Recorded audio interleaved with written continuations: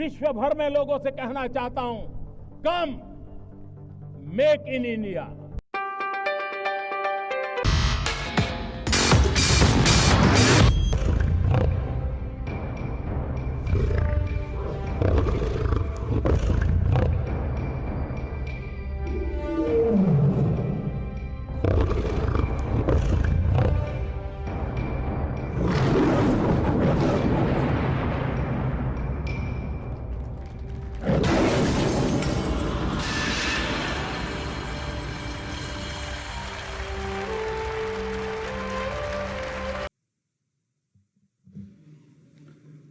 मित्रों,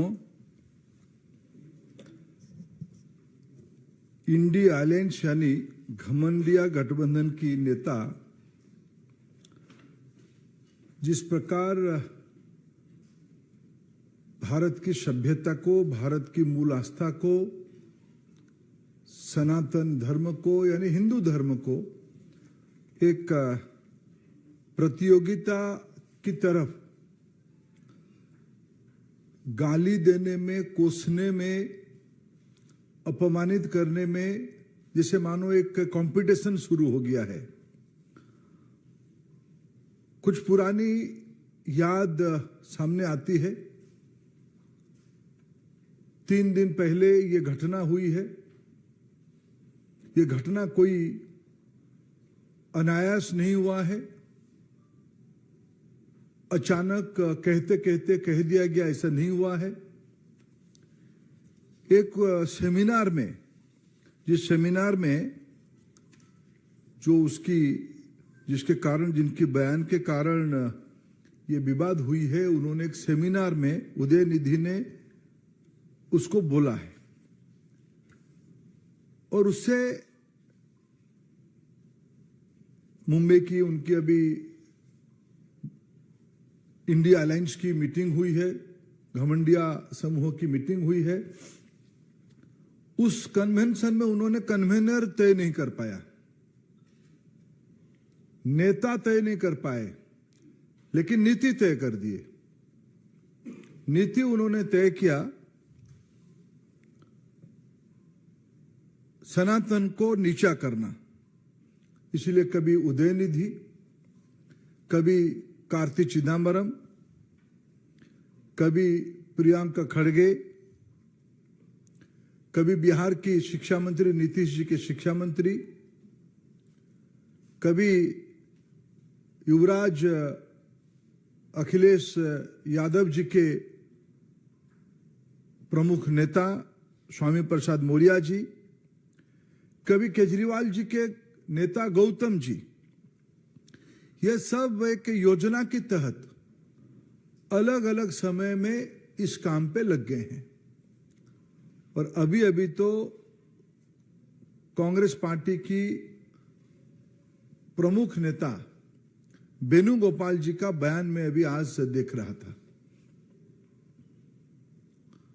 उन्होंने सारा हद को पार किया।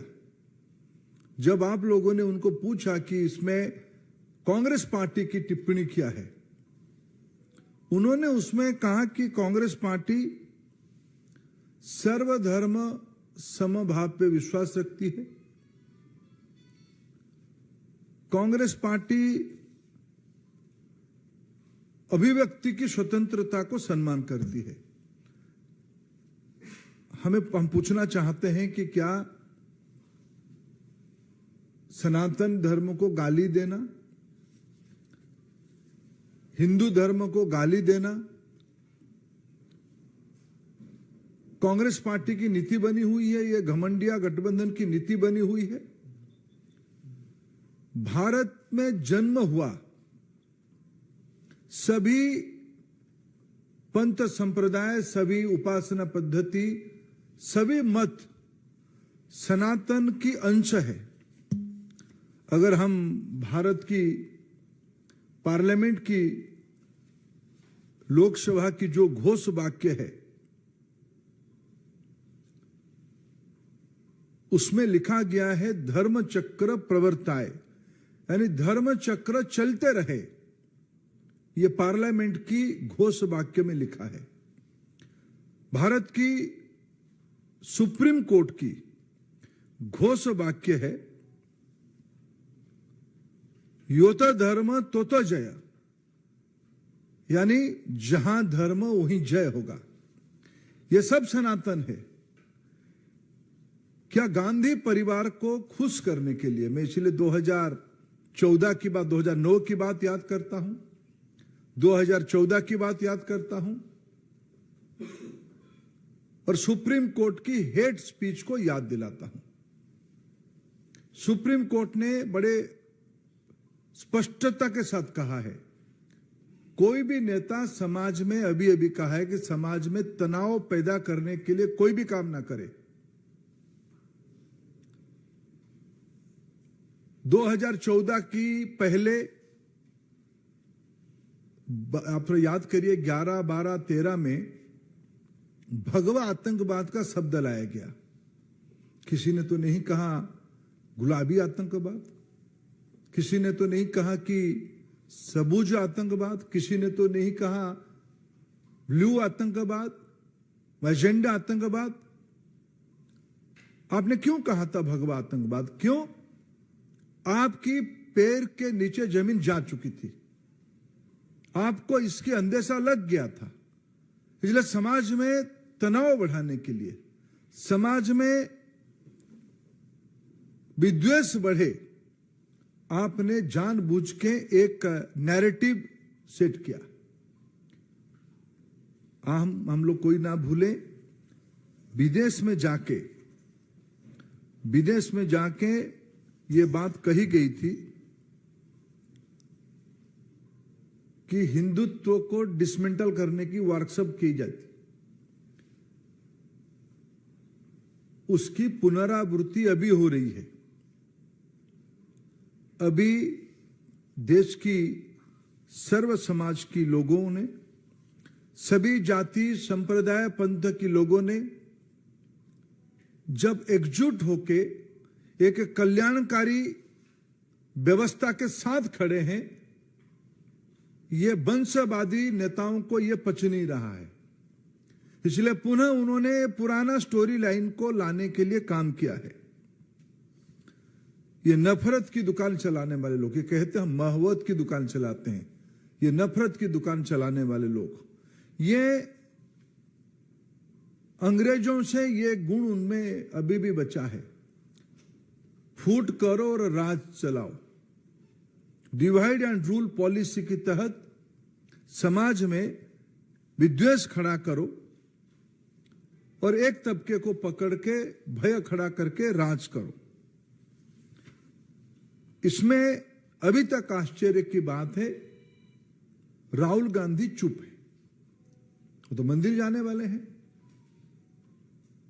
वो तो कभी कभी तिलक भी लगाते हैं, जनेऊ भी पहनते हैं। तब भी हम लोगों ने कहा था ये भ्रम है, ये नाटक है। अभी जब चुनाव नजदीक आ रहा है, उनकी नाटक और स्पष्ट हो रहा है। इनको सनातन धर्म की एकता पे डर पैदा हुआ है। इनके पास, इस राजकुमार समूहों के अंदर, इस वंशवादियों के पास कोई तत्व नहीं है।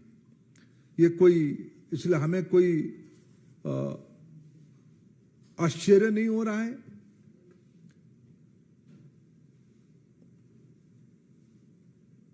वही लोग जो समाज को बांटना चाहते हैं, वो फिर उसी काम पे लग गए हैं। हम आज के अवसर पे ये पूछना चाहते हैं, राहुल गांधी क्यों नहीं सामने आ रहे? छोटे छोटे बातों में तो आने वाले लोग हैं। 3 दिन हो गया, भारत की अस्मिता, भारत की मूल विचारधारा, भारतीयता पे आक्रमण हो रहा है। और मैंने तो कल कहा था, जहां से ये आवाज आई, पहला चेन्नई से ये सेमिनार में आई आवाज, वो सच में घबराए हुए हैं। जब काशी तमिल संगमम आयोजन किया गया, तब अनुभव हुआ तमिलनाडु की सर्व समाज की श्रद्धा काशी विश्वनाथ जी से जुड़ा हुआ है। सर्व समाज में जब कहता हूं सर्व समाज, जिनको तमिलनाडु के बारे में धारणा नहीं है, वो राजनीतिक उद्देश्य से इस प्रकार की बयानबाजी कर रहे हैं, जिसमें उनकी नेता राहुल गांधी चुप हैं। केजरीवाल जी क्यों चुप हैं? अभी तक तो उनके बयान आ जानी चाहिए। नीतीश कुमार जी क्यों चुप हैं? तेजस्वी यादव साहब का क्या कहना है इस विषय पे? उनके भाई तो बंशी लेके घूमने वाले हैं, वो क्यों चुप हैं? अखिलेश जी क्यों चुप हैं इस विषय में? ममता जी तो दुर्गा पूजा को लेके इतना अभिमान करने वाले हैं, हमें भी अच्छा लगता है, भले ही टीका ना लगाए, लेकिन वो चुप क्यों है? शरद राव जी जिस शहर में रहते हैं, उस शहर देश में गणपति उत्सव के लिए नए आयाम जोड़ने के लिए विख्यात है। शरद पवार जी, श्रद्धा से उनको, शरद राव जी बड़े लोग, बड़े आदमी हैं, मेरा भी श्रद्धा है व्यक्तिगत रूप में, लेकिन वो चुप क्यों है? क्या आपको सियासत इतना मजबूर कर दिया है कि भारत की आत्मा को भी आप कुछ लोगों के, आप बीजेपी की विरोधी हो, प्रतियोगी हो, हम समझ सकते हैं। आप प्रधानमंत्री नरेंद्र मोदी जी को ईर्ष्या करते हो, आप असहिष्णु हो, आप नाटक करते हो, गले मिलने के लिए ड्रामा करते हो, लेकिन आपकी वाणी भारत जोड़ो में कौन कौन आपके साथ चले थे? कन्याकुमारी से ऊपर तक कौन आपके साथ शागिर्द थे? ये समूह आज फिर सक्रिय हुई है। इसलिए फिर मैं कहूंगा, उनकी इस देश के संविधान पे विश्वास नहीं है, न्यायपालिका पे विश्वास नहीं। सुप्रीम कोर्ट की मोटो धर्म की जय हो, उसी से जुड़ा हुआ है। पार्लियामेंट की मोटो है धर्म चक्र चलते रहनी चाहिए। भारत की अवधारणा में धर्म एक जीवन प्रवाह है, ये सुप्रीम कोर्ट ने कहा है। हिंदुत्व को वर्णन करते हुए सुप्रीम कोर्ट ने कहा, हिंदुत्व एक उपासना पद्धति नहीं है, हिंदुत्व एक जीवनचर्या है, एक जीवन शैली है, एक प्रवाह है। राजनीति इतनी ओछी नहीं होनी चाहिए। मोहब्बत की दुकान चलाने वाले लोग नफरत की पुड़िया लेके घूम रहे हैं। नेता नहीं, कन्वेनर नहीं, लेकिन नीति बन गया हिंदुत्व को गाली दें। इनके पास नफरत की गोडाउन है, उससे पुड़िया लाके लेके वो देश में डिस्ट्रीब्यूशन कर रहे हैं। उसकी विकल्प में हमारा तो नीति बड़ा स्पष्ट है, हम सबके साथ, सबकी विकास, सबकी विश्वास, सबके लिए प्रयास करने वाले लोग हैं। जो हमारा नीति है, हमने उसी नीति पे गरीबों को घर दिया, कोई उपासना पद्धति को देख के नहीं दिया। हमें सौभाग्य मिला प्रधानमंत्री उज्ज्वला योजना को देश में क्रियान्वयन करने के लिए। हमने कोई धर्म नहीं देखा, कोई जाति नहीं देखा। हमने महिलाओं के सम्मान के लिए, ये कहा जाता है कि कोई धर्म किसी को नीचा दिखाता है। इस देश में महिलाओं का सम्मान हमने बढ़ाई, इज्जत घर दिया। कोरोना में चावल पहुंचा है, बैंक खाते में, जनधन खाते में पैसा पहुंचा है 3 महीने के लिए। हमने कोई जात पात धर्म नहीं देखा। हमारी तो इसीलिए नीति है सबका साथ, सबका विकास, सबका विश्वास, सबके लिए प्रयास। हमारे लिए, हमारी एजेंडा सुख समृद्धि है। आपकी एजेंडा नफरत, शंका, घृणा, विद्वेष, ये आपकी नीति है। भारतीय जनता पार्टी ये अपेक्षा रखती है और हम मांग करते हैं, ये इंडिया अलायंस वाले, घमंडिया गठबंधन वाले इसकी स्पष्टता करे। विशेष करके कांग्रेस पार्टी, ये नहीं चल सकता है ये कह के कि किसी का ये व्यक्ति अभिव्यक्ति का स्वतंत्रता है। क्या हिंदुत्व को गाली देना अभिव्यक्ति में आपका ये स्वतंत्रता का इंटरप्रिटेशन है? भारत के बहुसंख्यक समाज की को आहत करना ये आपका अभिव्यक्ति की स्वतंत्रता की परिभाषा है? कांग्रेस पार्टी इस बयान को खंडन करने के बजाय महिमा मंडन कर रही, ये चिंता के विषय, हम उसको कठोर से कठोर शब्दों में निंदा करते हैं। सुजीत ठाकुर, दैनिक भास्कर।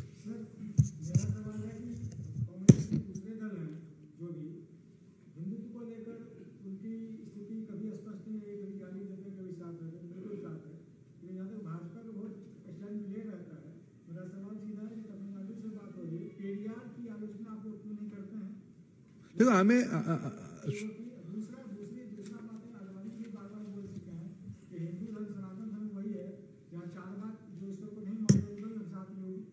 आपने उसके खुद ही आंसर दिया।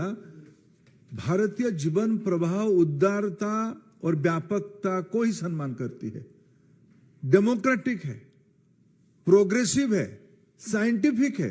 आलोचना में हमारी निंदा नहीं है, असहमति नहीं है, लेकिन घृणा पैदा करना, विद्वेष पैदा करना, राजनीति से प्रेरित होकर करना, माइनॉरिटीज़म खड़ा करके डर पैदा कराना, इसमें हमारी आपत्ति है। हम समाज में विद्वेष नहीं चाहते हैं, हम चाहते हैं सबकी विकास हो। नीरज पांडे, एबीपी।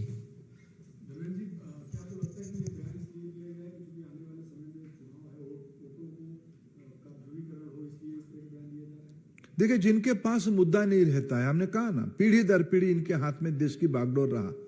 राज्यों में, विभिन्न राज्यों में इस वंशवादियों के पास लंबे समय तक मौका रहा, क्यों नहीं कर पाए सेवा? क्यों इतने गरीबों की कल्याण नहीं हुई थी? क्यों इतने लोगों के घर में बिजली नहीं पहुंची थी? क्यों पीने की शुद्ध पीने की पानी नहीं पहुंची थी? क्यों इज्जत घर यानी शौचालय नहीं बनी थी? क्यों स्वच्छ ईंधन नहीं पहुंची थी? क्यों बैंक खाते नहीं खुले थे? क्यों स्वास्थ्य की चिंता नहीं की गई थी? ये तो बुनियादी चिंता है। जो लोग ये सब नहीं कर पाए थे, सच्चर कमेटी कौन बिठाया था? इन्हीं लोगों की समय में बिठा था। सच्चर कमेटी क्या दर्शाया था? सच्चर कमेटी तो कुछ विषय को तो सामने लाया था, समाधान में हमारी एक अलग भिन्न मत थी। तुष्टिकरण से समाधान नहीं होती है, सैचुरेशन से समाधान होती है। इसलिए प्रधानमंत्री मोदी जी की पद्धति रही है सबके लिए। कुछ लोगों को देख के कुछ लोगों के मन में अनास्था प्रकट करना, ये हमारी नीति नहीं रही। सबका साथ, हमने इंटीग्रेशन की बात कही। वो लोग घबराए हुए हैं, राजनीति उनको सता रही है, इसलिए स्वाभाविक कि आपकी प्रश्न भी सही है। अरुण, CNN। जब से उदयन जी का ये स्टेटमेंट आया, उसके बाद हम देख रहे हैं ऑपोजिशन के बहुत सारे नेता अलग अलग स्टेटमेंट दे रहे हैं। कई लोग बच रहे हैं, कई ये कह रहे हैं कि हमने स्टेटमेंट सुना नहीं है कि उन्होंने क्या कहा है, लेकिन बहुत सारे लोग ये भी कह रहे हैं कि बीजेपी कौन है उनको सर्टिफिकेट देने वाली, इस मुद्दे को लेकर। नहीं, बीजेपी कौन है सर्टिफिकेट देने का प्रश्न नहीं है। अभिव्यक्ति की स्वतंत्रता ये संवैधानिक विषय है। हमारे संविधान में कहा गया है कि सभी को सम्मान करना पड़ेगा। मैं आपको सम्मान करूं ना करूं, आपको गाली देने की मेरे को कौन अधिकार दिया? और मैं तो प्रश्न पूछूंगा ही ना। राम सेतु को आपने विरोध किया था, राम मंदिर के अस्तित्व पे आपने प्रश्न उठाया था, सुप्रीम कोर्ट ने कहा राम मंदिर वही होनी चाहिए। जन आंदोलन हुआ, ये उपलब्धि है, लेकिन सुप्रीम कोर्ट ने कहा। आप बात बात पे कहते हो संविधान के खिलाफ लोग हैं। कौन संविधान के खिलाफ? आप तो संविधान विरोधी हो। सुप्रीम कोर्ट ने कहा है कि हिंदू एक उपासना पद्धति नहीं है, हिंदुत्व एक जीवन शैली है। आपको कौन अधिकार दिया है उसको गाली देने के लिए? हेट स्पीच के बारे में सुप्रीम कोर्ट ने क्या कहा है? आप ऐसा कुछ ना करो, समाज में तनाव खड़ा कर रहे हो, तो कोई काम कर रहे हो। विषय बीजेपी का नहीं है, विषय देश की अस्मिता की है, भारतीयता की है। आप समाज में जब आपको मूल विषय में आपको बताऊं, सच में इनके मन में पीड़ा है कि विश्व भर के नेता आके प्रधानमंत्री जी का प्रशंसा करेंगे, पूछेंगे डिजिटल इकोनॉमी में आप इतने गरीबों को कैसे पैसा पहुंचा रहे हो, आपकी यूपीआई कैसे सफल हो रहा है, आपने इतने घरों में चावल कैसे पहुंचाने के लिए रचना पीढ़ी सिस्टम को लगाया डिजिटली, आप इतने वैक्सीन कैसे लगाए, 225 करोड़ वैक्सीन बनाया, लगाया, बूस्टर डोज भी लगाया। 25 बिलियन की मेडिसिन हमने एक्सपोर्ट किया। कैसे किया? आज दुनिया में डिजिटल ट्रांजैक्शन 100 रुपया होता है तो 46 रुपया 46 रुपया भारत में होती है। ये विश्व की ग्लोबल बेंचमार्क बन चुकी है, मॉडल बन चुकी है। उनके मन में कुंठा है, ये सब आज चर्चा होगी। देश में आदृत हो रहा है, नई पीढ़ी उसमें से जुड़ रहा है। ये सब कैसे हो रहा है? हम कैसे नहीं कर पा रहे हैं? जागीर तो हमारे पास था। ये सामान्य घर की व्यक्ति ऐसे कैसे आके काम कर रहा है? कैसे? कौन है ये मोदी? ये जो सामंतवादी मनोवृत्ति है ना, असहिष्णुता है, कुंठा है, ये उसकी प्रतिफलन है। आनंद भारत 24।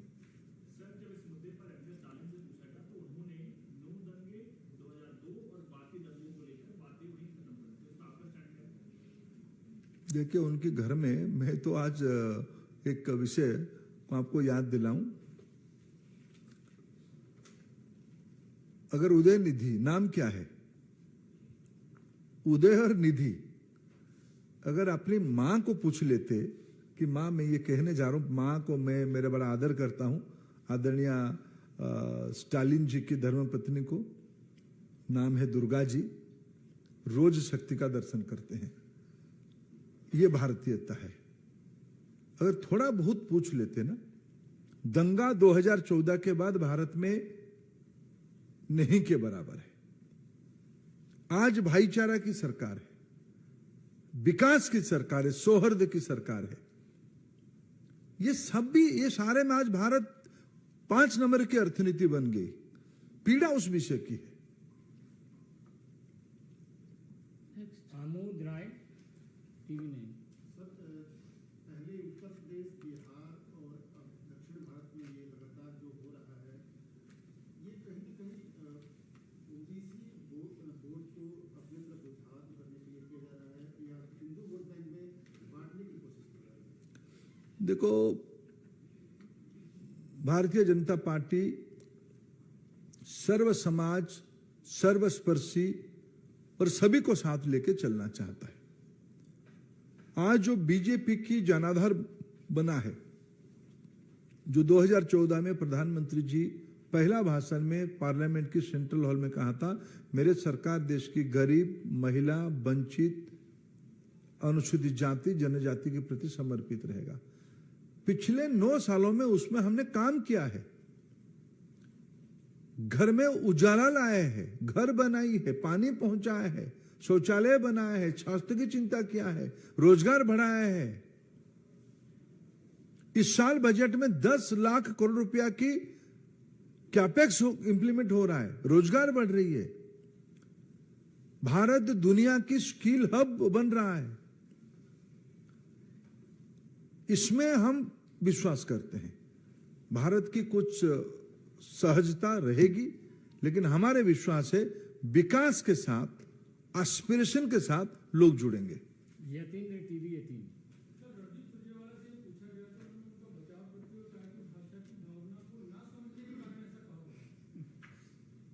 जिसकी वेणुगोपाल जी के, नहीं, मैं तो वेणुगोपाल जी का पूछ रहा हूं। क्या चुप रहना एक भाषा है? राहुल गांधी जी क्यों चुप हैं? रणजीत सुरजेवाला साहब बताएं। अभी मैं कार्तिक चिदम्बरम जी, उनकी तो भाषा की कोई इश्यू नहीं है। उन्होंने क्या कहा है, मैं अगर पढ़ूं थोड़ा 2 मिनट मेरे को, जो कार्तिक चिदम्बरम जी की जो बयान आई है उसको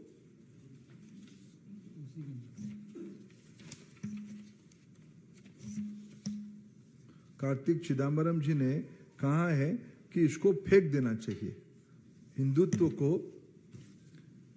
सनातन धर्म को छोड़ देनी चाहिए। यह भाषा का विषय नहीं है। आपके मन में घोर कुंठा है, आप असहिष्णु हो, आप अगणतांत्रिक हो, आप जिन्होंने मत दिया है मोदी जी के साथ, आप उनकी विरोधी हो, आप लोक विरोधी हो। विषय भाषा का नहीं है। और ये कोई ऑफ कफ स्टेटमेंट नहीं था, ये सोची समझी स्टेटमेंट था। Piyush Tripathi India TV. सवाल ये है कि जो आरोप आप लगा रहे हैं कि अखिलेश चुप है, राहुल गांधी चुप है, आपको लगता